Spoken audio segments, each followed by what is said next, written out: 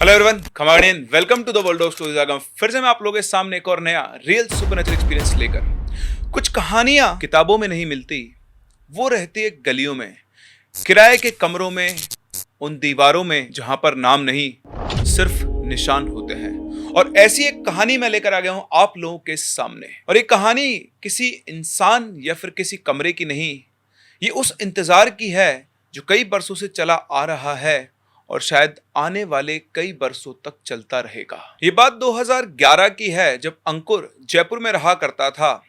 जयपुर में Sindhi camp area के पास एक पुराना होटल था।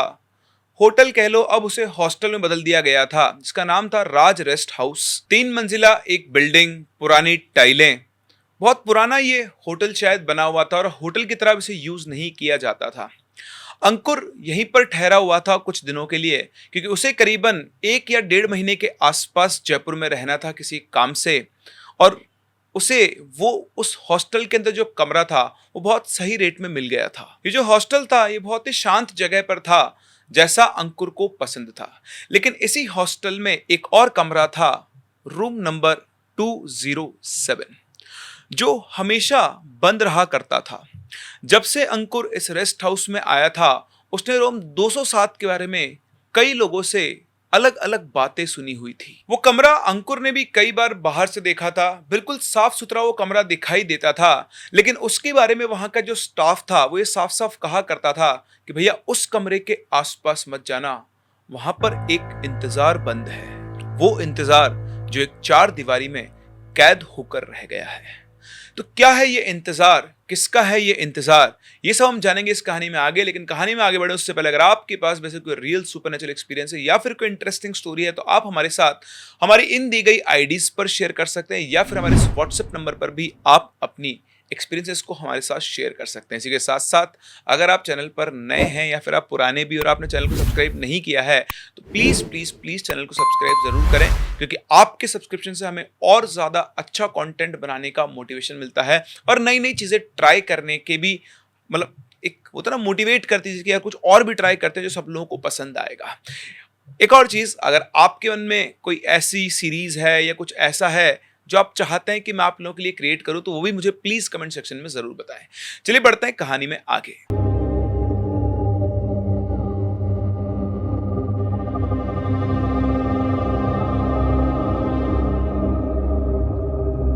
अंकुर को वहां के स्टाफ की बातें बड़ी अजीब सी लगा करती थी, क्योंकि अंकुर एक मॉडर्न लड़का था। भूत प्रेत इन सब चीजों पे विश्वास नहीं करता था और ये सब चीजें उसे मजाक लगती थी।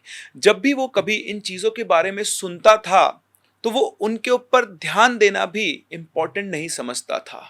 और अंकुर को तब तक सब कुछ मजाक लगा जब तक कि एक दिन उसने उस लड़की को नहीं देखा। अंकुर अक्सर लेट नाइट तक अपने लैपटॉप पे अपने ऑफिस का काम किया करता था, इसलिए वो दिन में सोया करता था। तो एक दोपहर वो सोकर उठा और अपने कमरे से बाहर निकला जम्हाई लेते हुए, और जैसे उसने इधर देखा तो उसकी नजर पड़ी एक लड़की पर। एक 18-19 साल की लड़की, नीली साड़ी पहने हुए, इसके बाल थोड़े से बिखरे हुए थे, रूम नंबर 207 की दहलीज पर बैठी हुई थी। उसकी नजर अंकुर की तरफ नहीं थी और वो एक टक एक जगह पर देखी जा रही थी। उधर अंकुर की नजर जब उस पर पड़ी तो बस अंकुर उसे थोड़ी देर के लिए देखता ही रह गया। फिर उसने अपनी नजर उठाई, वापस अपने कमरे के अंदर गया।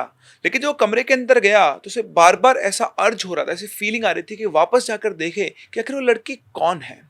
वो वापस गया, वहां जाकर देखा तो वहां पर कोई भी नहीं था। अब उसे लगा कि ये क्या हुआ, अभी तो वो लड़की वहां पर थी। फिर उसे लगा कि एक तो सोकर जस्ट वो उठा है, रात को लेट नाइट काम करते हैं, और दूसरा उस कमरे के बारे में उसने बहुत सारे लोगों से बहुत कुछ सुन लिया था, तो शायद वो हेलुसिनेट कर रहा है, उसका दिमाग उसके साथ खेल रहा है। इस तरह से अपने आप को मनाकर वापस से अपने कमरे में चला गया और अपने काम में लग गया। लेकिन जब भी वो अपनी आंख बंद करता, उस लड़की का अक्स उसकी आंखों के सामने आ जाता। वही नीली साड़ी में बैठी हुई लड़की बार बार उसे दिखाई दे रही थी और वो उसकी तरफ आकर्षित हो रहा था। एक अलग सा अट्रैक्शन उसका क्रिएट हो गया था और बार बार उसके दिमाग में वही लड़की घूमे जा रही थी। लेकिन वो खुद को यही यकीन दिलाने की कोशिश कर रहा था कि मात्र उसका वहम था। लेकिन फिर भी हर बार उसके दिमाग में वो लड़की आया करती थी और करीबन 1 हफ्ता उसे ऐसे ही गुजर गया।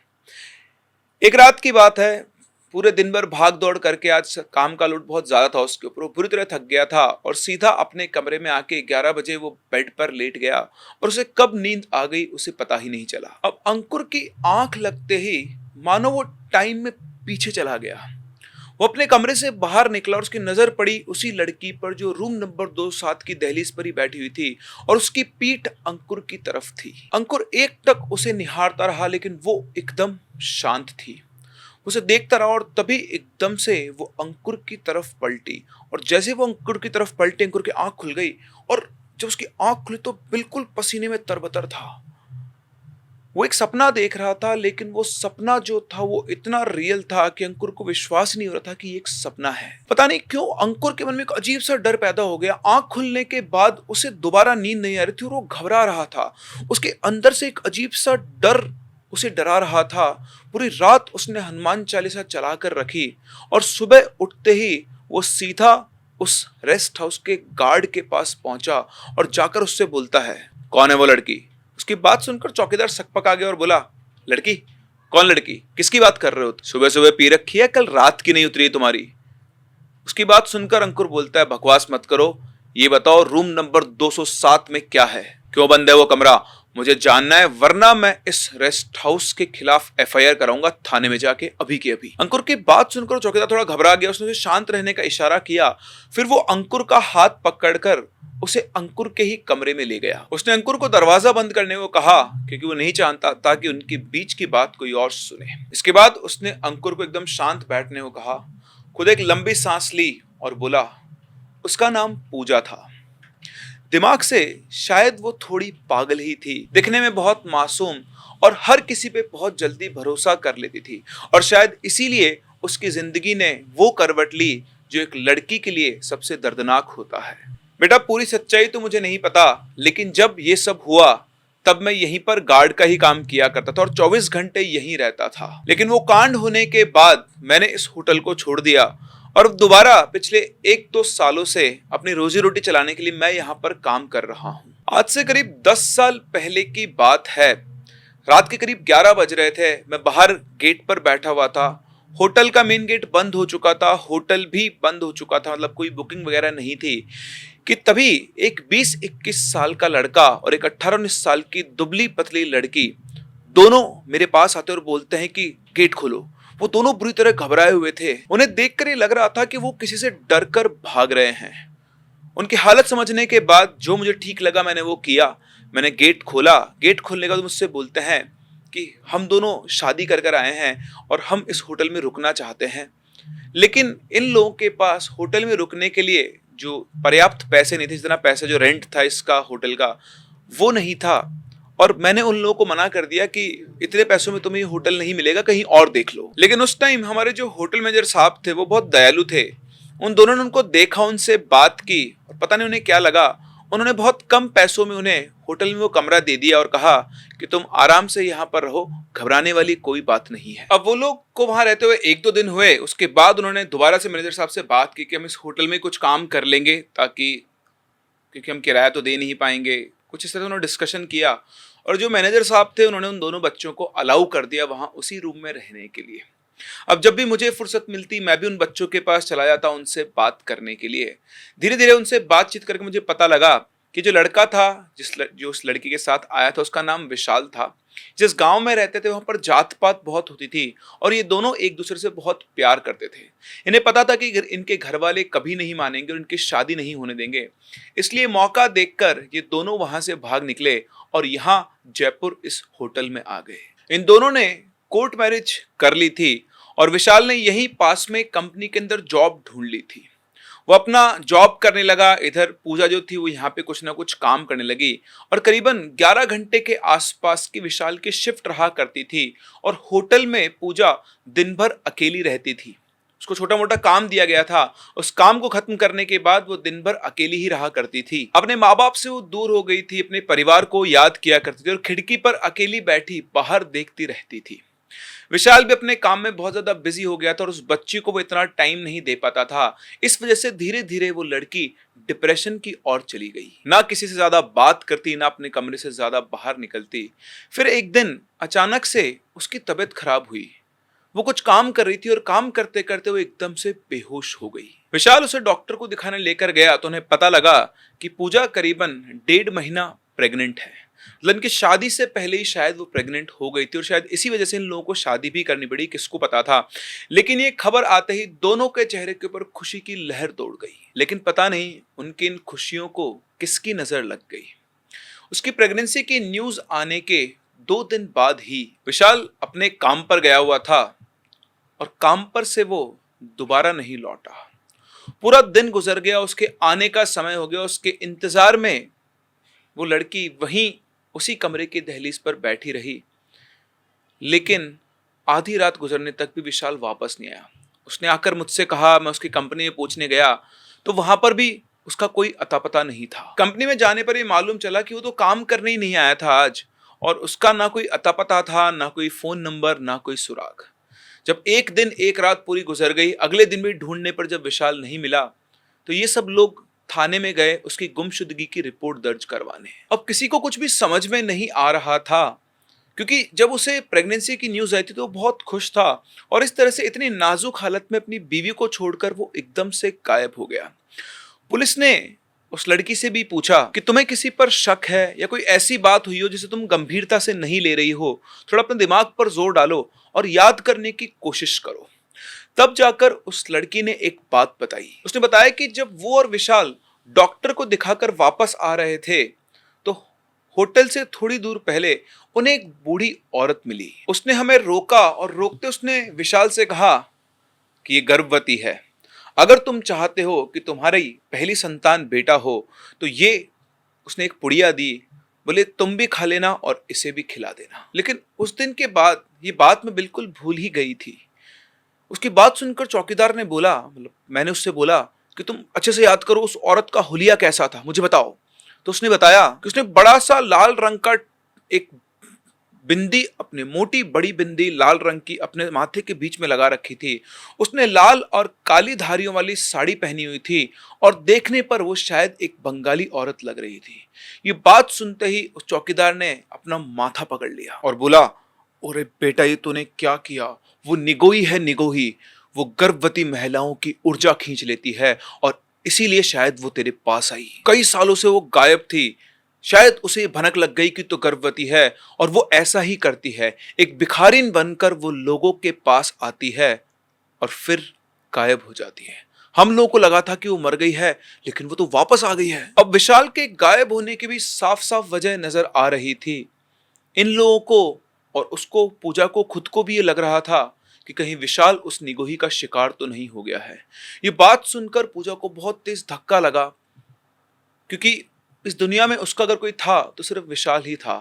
और अब विशाल के इंतजार में धीरे धीरे उसकी मानसिक हालत भी बिगड़ने लगी। उस दिन के बाद से पूजा ने अपने आप को उस कमरे में बंद कर लिया। न खाना खाती, न पानी पीती, किसी से भी बात नहीं करती। उसको मैंने बहुत समझाने की कोशिश की, लेकिन वो मेरी कोई बात नहीं मानती थी।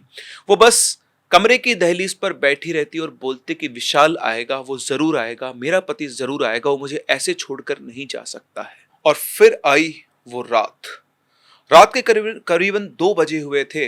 मैं गेट पर बैठा हुआ था और तभी मुझे कानों के अंदर किसी के कुछ बड़बड़ाने की, कुछ मंत्र बुदबुदाने की आवाज आई, एक औरत के। शायद संस्कृत में कोई मंत्र पढ़ रहा था। मैं उस आवाज का सोर्स ढूंढते ढूंढते पहुंचा तो मैं कमरा नंबर 207 के सामने था। कमरे का दरवाजा थोड़ा सा खुला हुआ था। मैंने अंदर चुपचाप झांक कर देखा तो मेरे होश उड़ गए। वहां पर वही तांत्रिक महिला बैठी हुई थी, लाल और काले रंग की साड़ी पहने हुए, माथे पर मोटी सी बिंदी। उसके सामने पूजा बेसुध पड़ी हुई थी और साथ में बैठा हुआ था विशाल, वही विशाल जो गायब हो चुका था। उसकी आंखें बिल्कुल खाली थी, जैसे किसी ने उसको अपने वश में कर रखा हो। मैं समझने की कोशिश कर रहा था कि यहाँ पर क्या चल रहा है कि तभी उस औरत ने पूजा के पेट पर हाथ रखा, अपनी आंखें बंद की, कुछ मंत्र बुदबुदाया और फिर एक काला सा तिल का लड्डू विशाल को खिला दिया। ये देखते ही मैंने उसको बोला, क्या कर रही हो? उसने पलट के मेरी तरफ देखा और मेरी तरफ देखते जैसे उसने मेरी आंखों से आंखें मिलाई और उसने पता नहीं क्या मंत्र पढ़ा कि मैं बस वहीं का वहीं नीचे बैठ गया। मुझे सब कुछ दिख रहा था, सब कुछ समझ में आ रहा था, लेकिन मैं अपनी जगह से हिल नहीं सकता था। उसके बाद उस निगोही ने पूजा की तरफ देखा और कहा, तेरे अंदर का बीज अब मेरा है।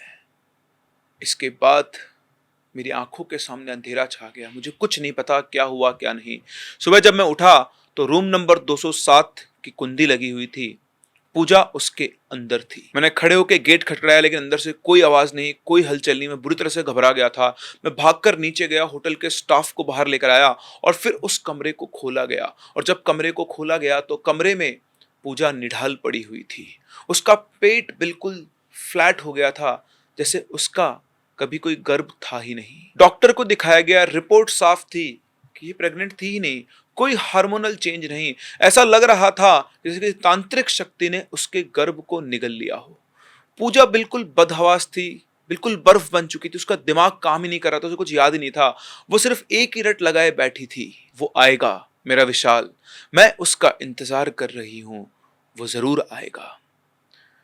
इसके बाद पूजा ने अपने आप को उस कमरे में बंद कर लिया।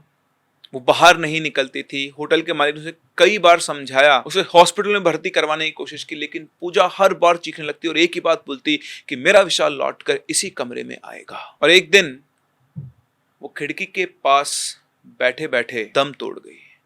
उसकी आंखें खुली थी, दरवाजे की तरफ देख रही थी, जैसे वो इंतजार कर रही है कि उसका विशाल जरूर आएगा। उसके बाद पुलिस को बुलाया गया, उसकी बॉडी वगैरह ले जाई गई और क्योंकि उसका किसी का अता पता नहीं था, कहाँ से वही कुछ नहीं, कोई आईडी कार्ड वगैरह कुछ भी नहीं था, तो शायद लावारिस मानकर उसका अंतिम संस्कार कर दिया गया। और उसके बाद रूम नंबर 207 को बंद कर दिया गया। लेकिन कहानी खत्म नहीं हुई। होटल के स्टाफ को उसके बाद कई बार रूम नंबर 207 में खिड़की पर एक लड़की की परछाई दिखाई देने लगी। कई बार होटल के स्टाफ ने नीली साड़ी में एक लड़की को उस कमरे के बाहर दहलीज पर बैठे हुए देखा है।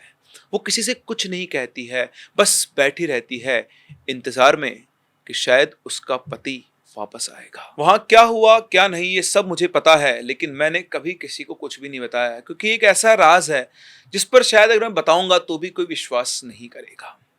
ये सब सुनकर अंकुर बहुत शॉक्ड था, क्योंकि उसने कभी लाइफ में सोचा नहीं था कि ऐसी चीजें भी होती हैं। ये सब सुनने के बाद भी अंकुर वहीं पर रहा और अब वो लड़की जो उसे दिन में दिखाई दी थी, और वो कई बार उसे रात को दिखाई देने लगी।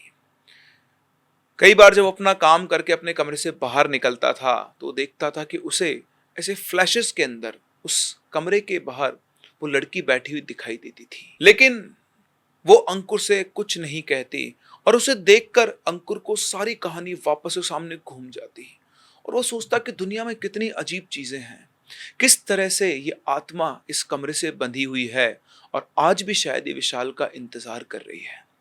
उसके कुछ दिनों में ही, 4-5 दिनों में ही अंकुर ने वो कमरा छोड़ दिया, क्योंकि समझ में आ गया था कि अब ये चीज उसको बहुत ज्यादा इम्पैक्ट करने लग गई है। लेकिन आज भी अंकुर के मन में कई सवाल उठते हैं कि आखिर विशाल कहाँ गया? क्या वाकई में वो निगोही का शिकार बन चुका है, या फिर वो आज भी उस निगोही की तांत्रिक माया की वजह से भटकता हुआ घूम रहा है, बिना किसी नाम, बिना किसी पहचान के। और पूजा की आत्मा उस कमरे में बंधी हुई है, उस मातृत्व से, उस प्यार से जो कि अधूरा रह गया। आज इस बात को करीबन 10-11 साल बीत चुके हैं, लेकिन अंकुर को ऐसा लगता है कि शायद अब भी अगर वो होटल वहां पर है तो वो उस कमरे में विशाल का इंतजार कर रही होगी और शायद ये इंतजार कभी खत्म नहीं होगा। ये था अंकुर का एक्सपीरियंस, एक अलग तरह का एक्सपीरियंस, जहां पर उसको किसी तरह का हार्म नहीं हुआ, लेकिन वो एक झलक उस लड़की की उसे दिखाई दी और जब उसे उसकी बैक स्टोरी पता लगी तो एक नॉन बिलीवर को भी बिलीव हो गया कि दुनिया में कुछ ऐसी चीजें भी है जिनको आप सिर्फ आंखों से देखकर ही सच मान सकते हो, अदरवाइज वो आपको मजाक ही लगता है। आप लोगों को क्या लगता है? अपने व्यूज हमें कमेंट सेक्शन में जरूर बताएं। हम लोग मिलते हैं अपनी अगली कहानी में, तब तक के लिए keep loving and keep listening.